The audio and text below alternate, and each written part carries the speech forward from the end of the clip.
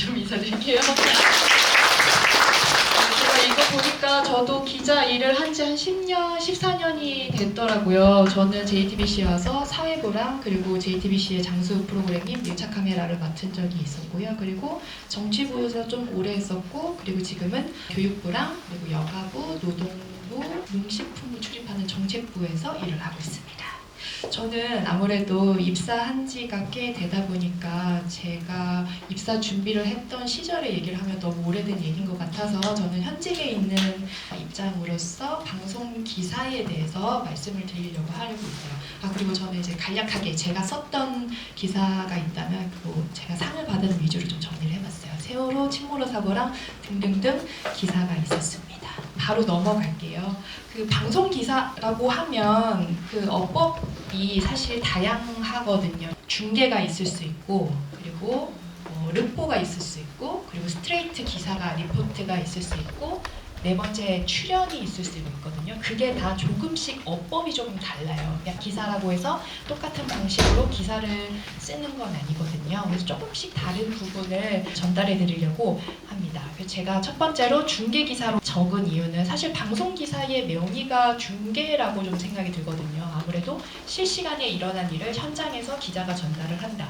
이게 방송 기사의 가장 묘미인 것 같아서 제가 기억에 남는 거는 이제 5.18 때 광주에서 이제 특집 방송을 했는데 그때 제가 했었던 리포트입니다. 지금 중계를 제가 버스 안에서 하고 있습니다. 사실 리포트 뉴스에서 메인 뉴스에서 현장에서 이제 서서 한다고 보통 생각할 수 있는데 저는 버스 안에서 해봤거든요. 지금 안나경 리포가 있는 조금 아쉬웠던 게 이 당시 아쉬웠던 게 사람이 너무 없었어요. 그래서 조금 아쉬웠다는 생각이 들었고 버스 번호가 518번이거든요. 여기가 그래서 광주에는 5.18의 주요 장소를 이 버스가 이제 운행하는 건데요. 그게 의미가 있을 것 같아서 제가 이제 발제를 해서 저는 5.18 버스를 타고 중계를 한번 해보겠다 해가지고 했던 겁니다. 리포트를 중계도 그냥 현장에서 서서 한다라고 생각할 게 아니라 내가 좀 다른 기자들과 차별화할 수 있는 방식은 무엇일까를 항상 고민하는 게 중요한 것 같아요. 다음 기사는요. 네, 이건 제가 청와대 출입했을 때 기사인데 또 중계의 또 묘미가 시시각각으로 내용이 변한다는 거예요. 그래서 웬만하면 기사를 외우고 들어가거든요. 그래서 기사를 되도록이면 중계 기사는 저의 방식은 뭐냐면 어려운 단어 쓰면 기억하기 굉장히 어렵잖아요. 그러니까 저도 단어 자체도 아예 쉽게 제가 기억할 수 있도록 그렇게 쓰는 편이고요. 그래서 그것도 이제 중계 기사가 다른 기사와 다른 차별점이라고 볼 수 있을 것 같아요. 그리고 이제 방송 기사 하면 또 현장에서 보여주는 르포 기사를 또 빼놓을 수 없을 것 같습니다. 이게 기사가 제가 찾아보니까 되게 오래된 기사더라고요. 2016년 기사인데 제가 이 기사를 되게 기억에 남는 기사 중에 하나였어요. 이게 무슨 내용이냐면 할아버지 할머니들이 500원을 받기 위해서 성당 앞에서 줄을 서서 계셨던 그 기사였어요. 근데 실제로 가보니까 너무 많은 분들이 줄을 서서 500원을 받고 계시더라고요. 그분들 만나서 이제 인터뷰를 하고 했는데 되게 여운이 많이 남았던 제 자신한테도 여운이 많이 남았던 기사였던 것 같아요. 그리고 르포 기사는 이 밀착 카메라의 또 다른 리포트 방식이 좀 다른 거는 현장에서 바로바로 스탠딩을 잡아줘야 돼요. 이제 스탠딩이라면 이제 현장의 모습을 바로바로 전달을 해줘야 된다. 이거를 좀 스탠딩이라고 하는데 지금 이렇게 말하는 것처럼 이거를 바로바로 기사를 써야 되는 거예요. 제 머릿속에 이제 제가 말을 만들어야 되는 거예요. 이 어법도 현장을 가장 시청자들한테 잘 보여줄 수 있는 말로써 이제 구현을 해야 되겠죠. 이게 바로 르포 기사의 또 묘미인 것 같습니다. 방송 기사의 또 묘미도 싱크를 살리는 게 현장음을 살리는 게 되게 생생하게 표현할 수 있는 방법 중에 하나인 것 같아요. 스트레이트로 기자가 팩트만을 전달하는 게 아니라 현장에서 실제로 이 사람들이 무슨 얘기를 했는지 그거를 리포트 안에 조각조각 어떻게 구성을 해서 표현하느냐에 따라서도 리포트의 좀 질이 달라지는 것 같습니다. 그리고 이거는 방송 리포트라고 알고 있는 그러한 리포트인데 왜 준비해왔냐면 이 기사를 쓰고 너무 좀 힘들었어요.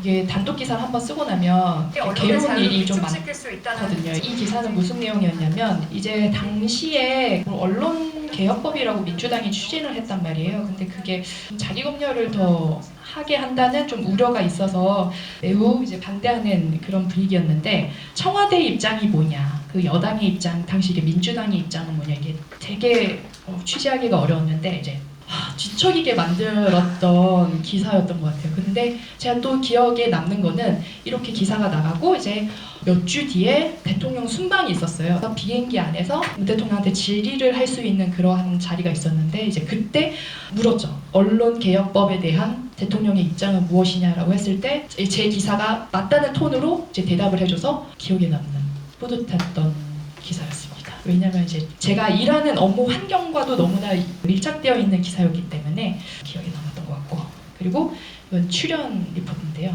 이 출연 리포트도 어법이 좀 다릅니다. 이거는 제가 최근에 썼던 기사예요. PT인데 좀 딱딱하게 나와서 좀 재미는 없었던 것 같아요. 이게 양육비 문제가 아직도 문제인데, 양육비 나쁜 아빠들이 법원에 구속되기 전까지 돈을 안 줘가지고 문제입니다. 법이 통과가 안 돼가서 했는데, 근데 저도 이렇게 서서 대화를 하는, 서서 이제 PT를 하는 건데 좀 재미가 없는 것 같아요. 이게 재미가 없으니까 이때는 이제 CG를 구성을 할 때 이제 많은 고민을 해야 됩니다. 어떻게 하면 이제 기자는 가만히 있잖아요.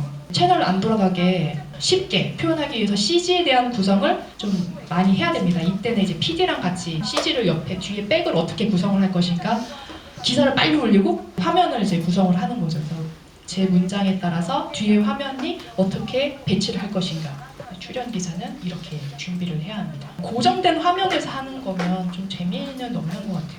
그리고 출연에도 이렇게 PT를 하는 방식도 있고 아예 스튜디오에 앉아서 하는 방식도 있는데, 이때 출연은 제가 좀 화가 나서 했던 것 같아요. 그래서 박근혜 씨를 사면했던 거였거든요. 청와대에서 첫 번째로 물 먹었다는 거에 대해서 화가 났고, 그리고 아니 이렇게 될 줄 몰랐는데 사면을 하다니, 그래서 되게 배신감을 느껴서 화가 나서 출연도 했었던 것 같아요. 제 표정에서도 좀 화가 났다는 느낌이 들 정도로 왜 이렇게 해가지고, 전날에도 제가 사실 박근혜 사면을 할 것 같다는 얘기를 언지를 좀 들었거든요. 근데 너무 확실하지가 않은 거예요. 왜냐하면 기존까지 박근혜 사면을 안 할 것 같았는데 설마 할까요? 했는데 맞더라고. 이게 동아일보에서 단독을 써서 이제 새벽 6시에 기사를 딱 보는데 어떡하지?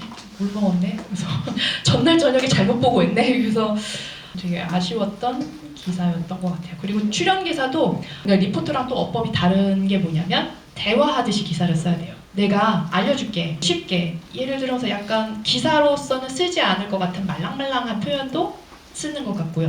그런 것 같습니다. 제가 준비한 건 이 정도입니다. 저는 아무래도 이제 입사 준비를 한 지 오래돼서 제가 현직에서 겪었던 경험했던 기사를 위주로 준비를 해봤는데 아무쪼록 많은 도움이 되었으면 좋겠고요. 저는 psy86@jtbc.co.kr입니다. 궁금한 사항 있으면 메일로 보내주십시오. 감사합니다.